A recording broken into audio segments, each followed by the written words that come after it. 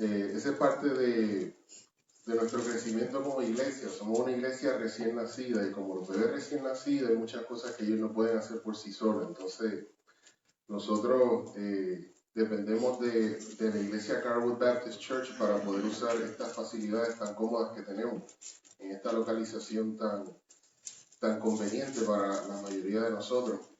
También las actividades que ellos tienen para los niños que nos ayudan a nosotros con esa responsabilidad, y la asociación en su ayuda que nos han dado su apoyo, otras entidades, la Red 1.8 por ejemplo. Como iglesia recién nacida recibimos ayuda de muchas partes, como un bebito o una bebita recibe cuidado de sus padres, de sus abuelos, de sus tíos, de sus hermanitos, y le damos muchas gracias al Señor por eso. Puede que algún día el Señor nos bendiga con una super banda o un corazo allá detrás. Y gloria a Dios por eso, pero que nunca se nos olvide la alegría de adorar al Señor en la sencillez. Lo que hemos visto hoy, pues, fue un contratiempo, pero el Señor lo usó para bien. Y puso a hermanas y hermanos aquí detrás que nos han bendecido con su alabanza. Y yo sé que el Señor se place en eso. Nunca, hermanas y hermanos, nunca definan sus bendiciones por las circunstancias, sino que definan sus bendiciones primeramente por si tienen o no paz en su corazón, si tienen o no gozo, contentamiento en lo que tienen, no en lo que desean. Entonces vamos a ir con eso en mente, vamos a ir a Jueces capítulo 4. Para referencia está después de Josué y antes de Ruth en el Antiguo Testamento. Voy a estar leyendo de la Nueva Biblia Latinoamericana de hoy. Y así dice la palabra del Señor. Después que Ahab murió, los israelitas volvieron a hacer lo malo ante los ojos del Señor. Y el Señor los vendió en mano de Jabín, rey de Canaán, que reinaba en Azor. El comandante de su ejército era Sísara, que vivía en Aroset Goyim. Entonces los israelitas clamaron al Señor, porque Jabín tenía 900 carros de hierro. Eso sería como el equivalente de un tanque hoy en día. Un carro con caballos al frente, navajas por el lado, y era algo muy temeroso en el campo de batalla. Y había oprimido duramente a los israelitas durante 20 años. Débora, profetisa, mujer de Lapidot, juzgaba a Israel en aquel tiempo. Ella se sentaba debajo de la palmera de Débora entre Ramá y Betel, en la región montañosa de Efraín, y los israelitas subían a ella a pedir juicio. Ella mandó llamar a Barak, hijo de Abinoam, de Cedes de Neftalí, y le dijo: esto ha ordenado el Señor Dios de Israel. Ve, marcha al monte Tabor y lleva contigo a 10,000 hombres de los hijos de Neftalí y de los hijos de Zabulón. Y yo atraeré hacia ti a Sísara, comandante del ejército de Jabín, con sus carros y sus muchas tropas hacia el corriente Sison, y lo entregaré en tus manos. Barak le respondió: si tú vas conmigo, yo iré, pero si no vas conmigo, no iré. Ciertamente iré contigo, le dijo Débora. Sin embargo, el honor no será tuyo en la jornada que vas a emprender, porque el Señor venderá a Sísara en manos de una mujer. Entonces Débora se levantó y fue con Barak a Cedes. Barak convocó a Zabulón y a Neftalí en Cedes, y subieron con él 10,000 hombres. Débora también subió con él.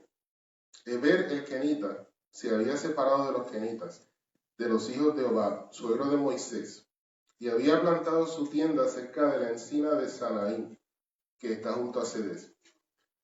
Avisaron a Sísara que Barak, hijo de Abinoam, había subido al monte Tabor, y juntó Sísara todos sus carros, 900 carros de hierro, y a toda la gente que estaba con él, desde Aroset Goyim hasta el torrente Sison. Entonces Débora dijo a Barak: levántate, porque este es el día en en que el Señor ha entregado a Sísara en tus manos, ya que el Señor ha salido delante de ti. Bajó pues Barak del monte Tabor seguido de 10,000 hombres. El Señor derrotó a Sísara con todos sus carros y todo su ejército, a filo de espada delante de Barak. Y Sísara bajó de su carro y huyó a pie. Barak persiguió los carros y el ejército hasta Aroset Goyim, y todo el ejército de Sísara cayó a filo de espada. No quedó ni uno. Pero Sísara huyó a pie a la tienda de Jael, mujer de Heber el Kenita, porque había paz entre Jabín, rey de Azor, y la casa de Heber el Kenita. Jael salió al encuentro de Sísara y le dijo: venga, señor mío, venga a mí, no tema. Y él fue hacia ella a su tienda, y ella lo cubrió con una manta. Y él le dijo: te ruego que me des a beber un poco de agua, porque tengo sed. Y ella abrió un odre de leche y le dio de beber.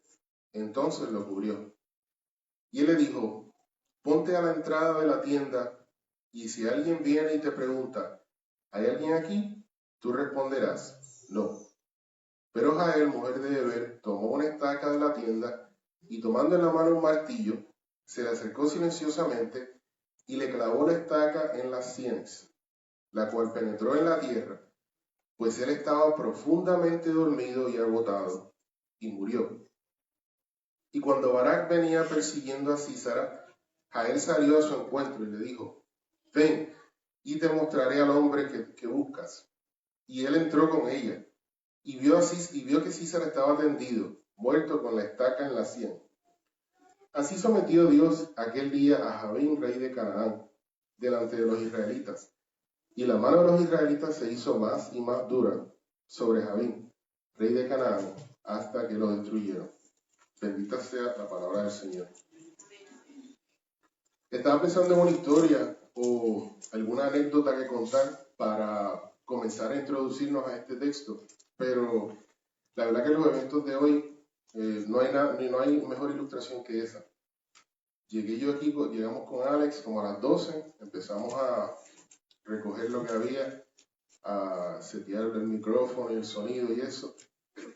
Y Alex recibe un texto de que los hermanos que iban a tocar no iban a venir. Bueno, entonces yo vi al hermano Ramón, que había llegado, y fui y le pedí que si nos podía ayudar con el piano, y luego llegaron otros hermanos, y el tiempo entero estábamos pensando: wow, no que tragedia, pero sí, qué inconveniente, para no decir otras cosas, ¿no? Qué inconveniente, ¿no? Primer domingo sin que el pastor Puerto esté aquí, nosotros aquí a cargo, y pasa esto, ¿no? Pero el Señor, maravilloso como el Señor usó a los hermanos y a las hermanas que ha usado y nos ha ayudado a poder adorarle en esta mañana. Amén. Y eso es bien parecido a lo que vemos aquí en el capítulo 4 de Jueces.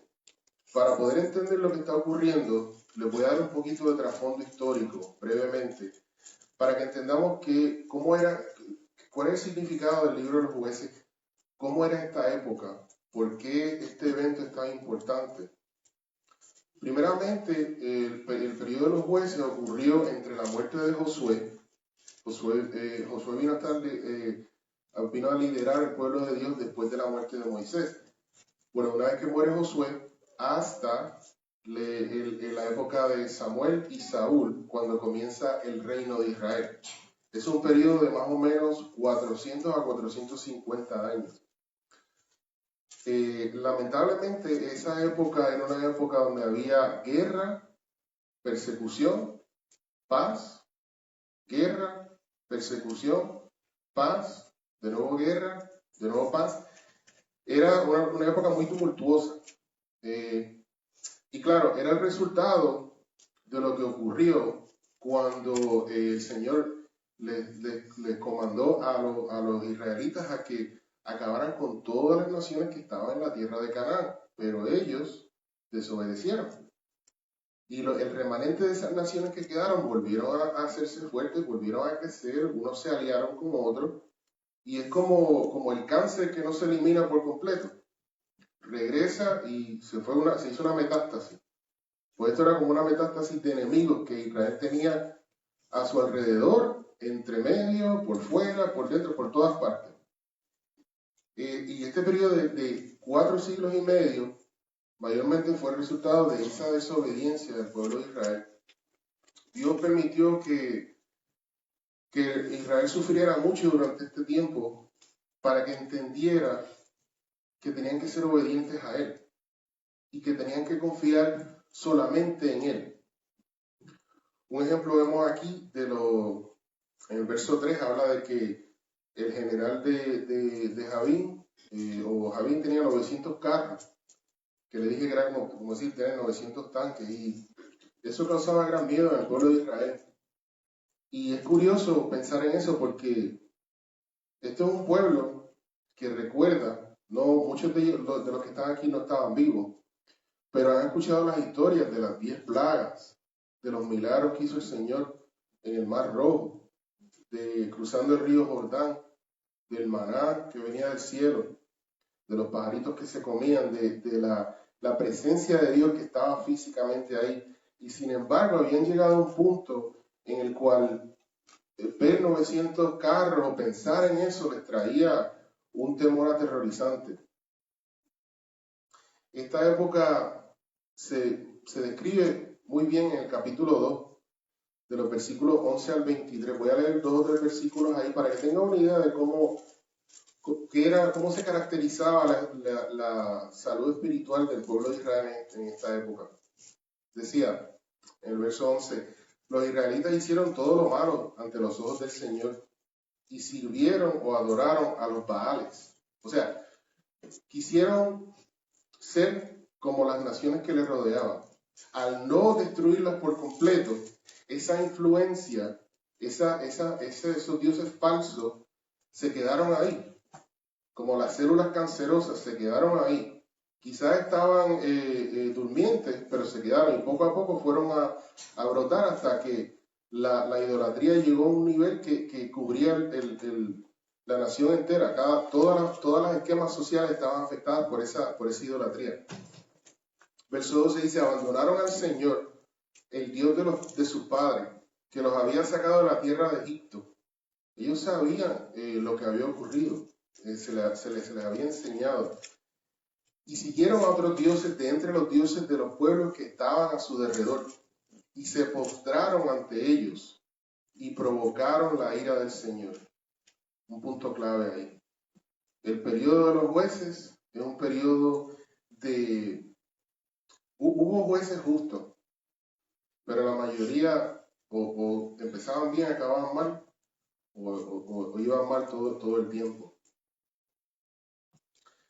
Y bueno, dice en el verso 15, por donde quiera que iban, la mano del Señor estaba contra ellos para mal, tal como el Señor había dicho y como el Señor les había jurado, y se angustiaron en gran manera.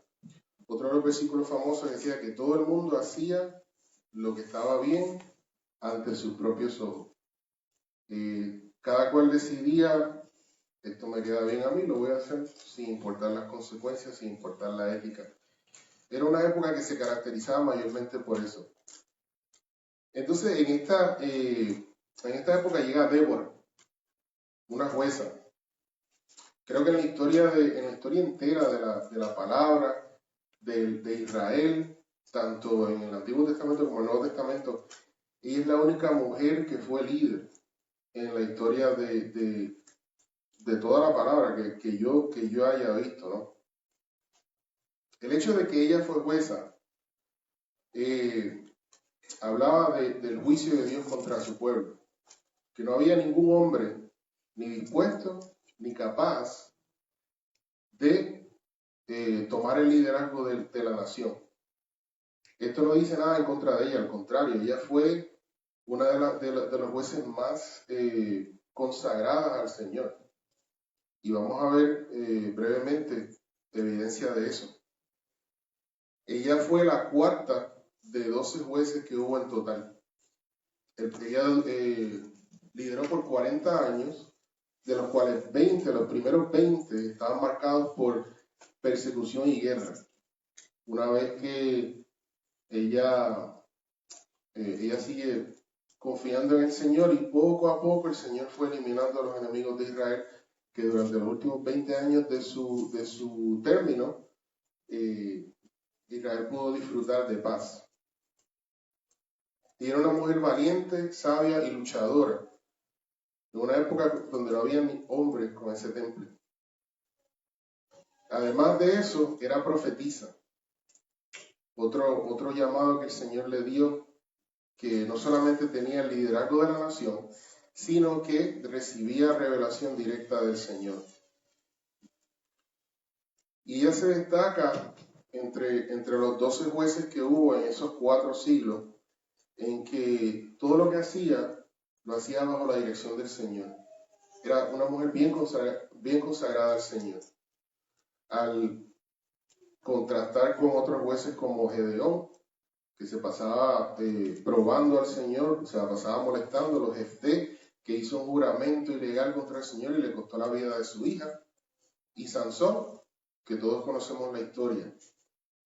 Débora fue una de las pocas personas en esa época de tanta oscuridad que fue sal y luz para su gente. Y el Señor la bendijo y bendijo a Israel a través de ella.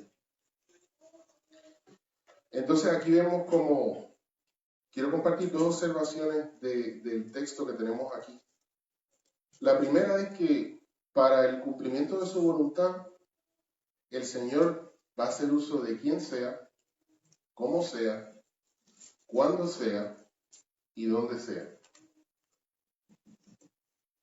Históricamente, el Señor había puesto a los hombres a que estuvieran a cargo de la nación de Israel. Pero cuando no había ninguno, ni con las agallas, ni con el temple, ni con la sabiduría, ni con la educación, ni con la crianza para poder liderar, pues el Señor subió a una mujer y a través de ella le enseñó al pueblo entero lo que era un liderazgo bendecido por él, lo que era un liderazgo de una persona sabia que buscaba la dirección del Señor en todas las cosas que hacía. Y Débora, a pesar de no ser guerrera, ella lideró al ejército de Israel a la victoria en la cual Barak dijo, si tú no vas conmigo, yo no voy. El texto no lo capta de esa manera, pero eso es básicamente lo que él le dijo. Ella le dice, mira, él lleva a tus hombres allí porque el Señor te va a dar a Císara, a ese general malvado con sus 900 tanques. Él te ha dado la victoria.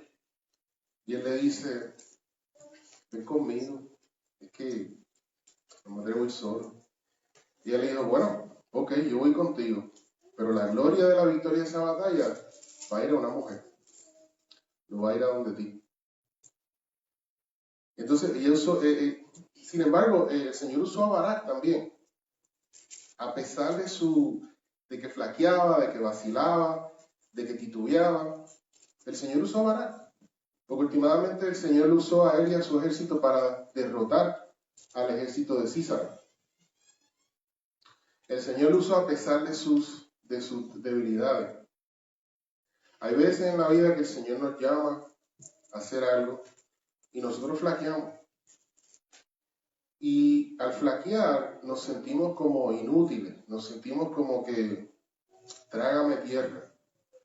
El Señor no tiene uso para mí. Sin embargo, el Señor a veces en medio de esa vacilación, en medio de esa duda, incertidumbre, Él nos usa. Y nos usa para bendecir a otros. Y nos damos cuenta, yo creo que eso es una de las lecciones más poderosas, que nos dice que nada de esto depende de nosotros. Estamos en los caminos del Señor, estamos en los negocios del reino. Y a pesar de que el Señor nos ha puesto aquí, porque ha decidido usarnos para cumplir su voluntad, últimamente el éxito o el fracaso de esto no depende de nosotros. Depende de Él, el poder está todo en Él.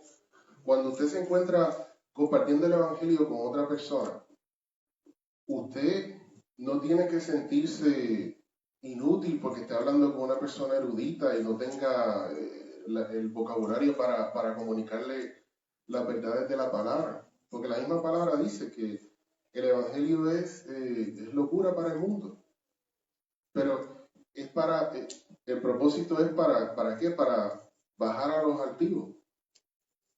Cuando usted se encuentra orando en un hospital por un ser querido o una amistad o alguien de cualquier otra persona y usted ve que esa persona está entubada por todas partes, el color de la piel es un color no natural y muchas otras cosas, ¿no? Eso es algo impresionante para muchas personas. No depende de usted que esa persona se vuelva a levantar de ahí o no. Su única tarea es su presencia ahí con esa persona, traerle aliento, amor, presencia y orar. Eso es todo. Nunca piense que si el Señor le llama a hacer algo, si el Señor le pone en su corazón el hacer una obra, que todo dependa de usted. En el mundo secular, pues la realidad es esa, ¿no? Si tú naces esto y esto y esto y esto y esto y esto y esto y esto y esto y esto y esto y esto, al pie de la letra, no va a funcionar. Servimos a un Señor, hermanos, que Él sabe que nosotros vamos a fallar. Y Él, en su voluntad perfecta, ya ha tomado en cuenta esas fallas que nosotros vamos a tener en la ejecución de su voluntad. Y como vemos aquí, Débora no era guerrera, sin embargo lideró el ejército. Barak flaqueaba, sin embargo, cuando vio la certeza que el Señor puso en Débora de que la victoria era segura, bueno, pues fue al campo de batalla y batalló. Y vemos a Císara, el Señor usa a nuestros enemigos. Císara era el general del rey de Jabín, que tenía sus 900 tanques, sus miles y miles de soldados, y su única misión era borrar a Israel del mapa. Y el Señor lo usó a él. El Señor usó ese reino primeramente para castigar al pueblo de Israel por su idolatría. Pero luego lo usó para demostrar su poder en la derrota de ellos, la derrota total. No fue que sufrieron muchos muertos y se retiraron, no. El Señor los borró a ellos del mapa. Y de esa manera el Señor usó a Císara y a su reino como espada de castigo, pero después que ya había cumplido su propósito, los castigó a ellos, porque no eran personas buenas. Pero miren aquí a otra mujer que aparece en este capítulo. En contraste a Débora, ella no tenía ninguna posición, ninguna autoridad, ningún reconocimiento social. La palabra no dice que tenía ningún don del Señor, no era profetisa, no cantaba, no predicaba, nada de eso. Sin embargo, ella fue la que finalmente derrotó al gran Císara. ¿Y cómo lo hizo? Bueno, el Señor la llevó a ella a usar lo que tenía, donde tenía, a derrotar a Císara. Él entró a la tienda de ella, estaba huyendo, entró a la tienda de ella buscando refugio. Ella le dice, sí, ven, yo te protejo. Se confió, se durmió y la palabra no lo dice, pero seguramente el Señor le habló a Jael y le dijo que lo que tenía que hacer. Y ahora, como dice ahí, tomó una estaca de madera, se la puso en la sien y comenzó a martillar. Hasta que la estaca, como dice ahí, llegó hasta la tierra. O sea que le traspasó la cabeza completa al pobre Císara. La pequeña Jael, esposa de Eber, quien a lo mejor ni en su propia aldea la conocía muy bien, fue la que derrotó al gran Císara. Fue de la mujer que habla Débora, que recibió la gloria por haber derrotado a los enemigos del Señor. Entonces aquí vemos cómo el Señor usa a cualquiera, en cualquier circunstancia. Nunca se sienta, cuando el Señor nos llama, hermano, el Señor nos equipa. Quizás no en el momento, pero poco a poco Él nos va equipando para cumplir con el llamado que Él nos ha dado. No tenga miedo, porque no depende de usted, no depende de tus habilidades, no depende de tu experiencia, no depende de quién tú conozcas, las conexiones que tú tengas. Depende de que si el Señor te ha llamado a hacer algo, el Señor te va a llevar a cumplirlo también. Como el Señor llamó a Débora a ser jueza sobre Israel, sobre una nación que estaba llena de idolatría, a ser líder sobre Barak, un hombre que él mismo debió haber sido juez, pero no se atrevió, a ser líder militar, como llamó a Barak a derrotar al gran Císara. Y bueno, a pesar de su flaqueza, lo usó. Como usó a Císara, enemigo, como herramienta de castigo contra su propio pueblo. Y finalmente, como usó a Jael para derrotar a este gran general, a este malvado líder militar. De nuevo, hermanos, para el cumplimiento de la voluntad del Señor, Él usa a quien sea, como sea, donde sea y cuando sea. Somos una iglesia en una etapa, escuché a alguien decir, embriónica todavía, ¿no? Yo creo que ya nacimos, yo creo que ya somos recién nacidos. Yo creo que tenemos como 3 o 4 meses. Pero todavía dependemos de muchos para poder subsistir. Y esta es una época muy linda, como yo siempre he dicho en la vida de nuestra iglesia.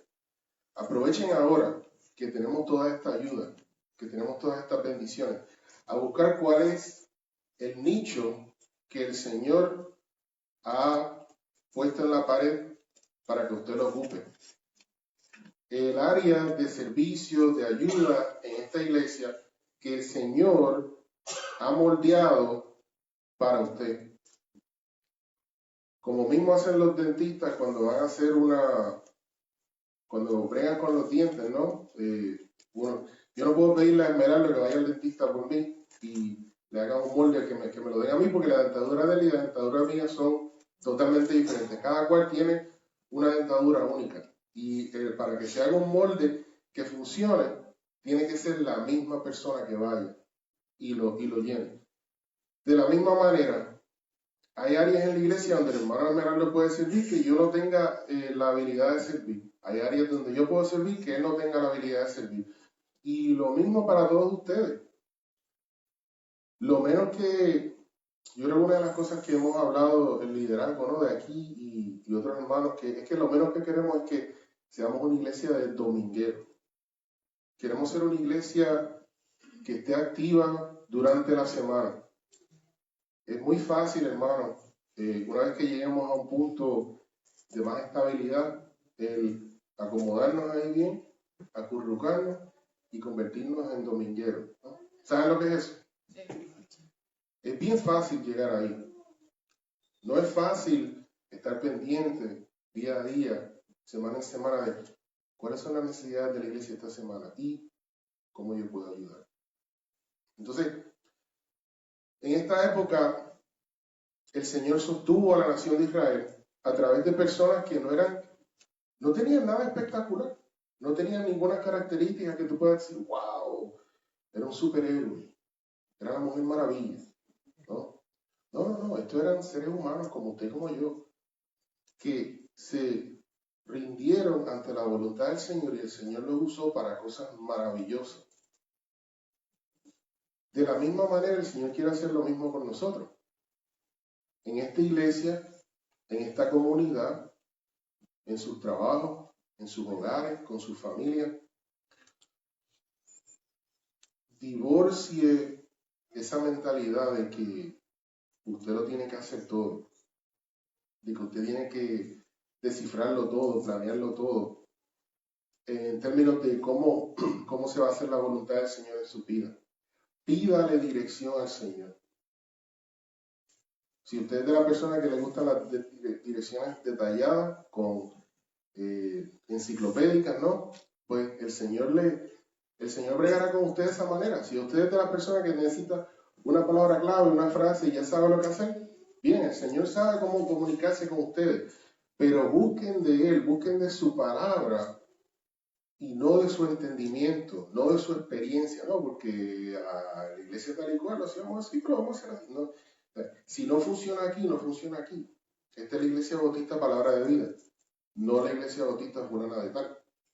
Entonces, somos un grupo de hermanos y tenemos una dinámica diferente a la de otras iglesias.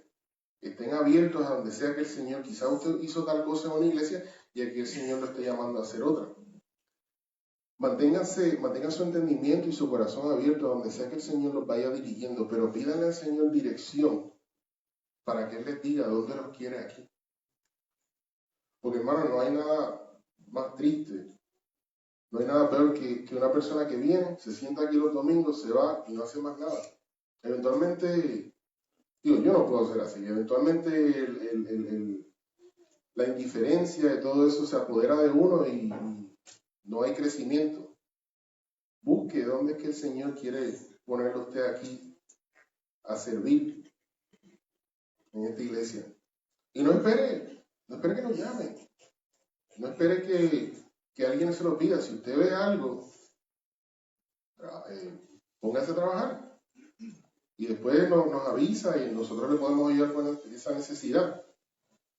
Así es como el Señor, a los hermanos que somos los mayordomos aquí, nosotros no decidimos un día empezarnos a reunir.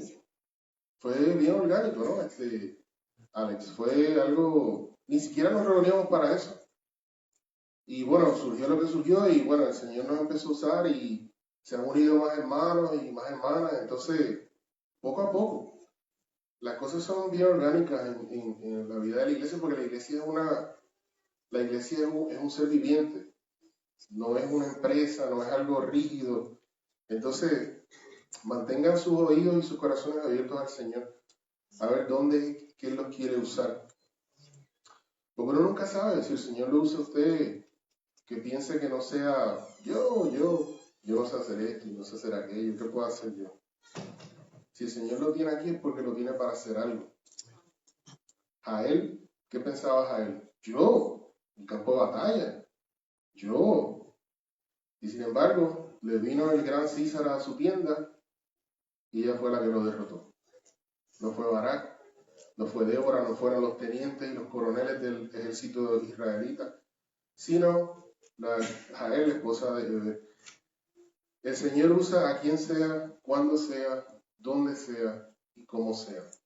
Y eso los incluye a ustedes, hermanos. Mantengan sus corazones y sus oídos abiertos a la voluntad que Él tiene para su vida. Y específicamente a la voluntad que tiene para cómo ustedes nos pueden ayudar. Si Dios quiere, una vez que comencemos las clases de membresía, nosotros le vamos a dar las herramientas para que ustedes busquen y sepan dónde pueden ayudar. Y bueno, no se queden callados, vengan donde nosotros. Yo quisiera que esto, o yo veo que hay esto. Muy bien, coordinamos, trabajamos. Es una época de muchos cambios, pero también debemos cuidarnos de no acomodarnos mucho. Una vez que las cosas comiencen a correr, una vez que, como dije al principio, si algún día tenemos una banda aquí,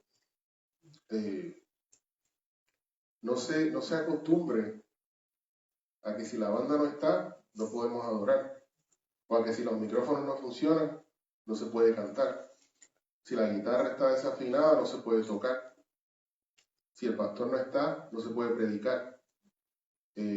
Siempre el Señor va a buscar a alguien, va a levantar a alguien a que obre y haga de su voluntad.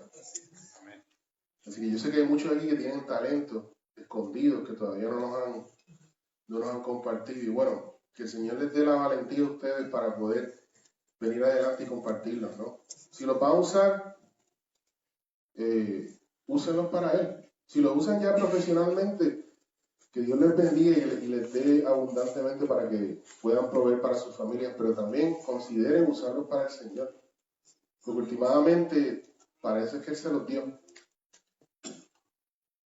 Vamos a orar.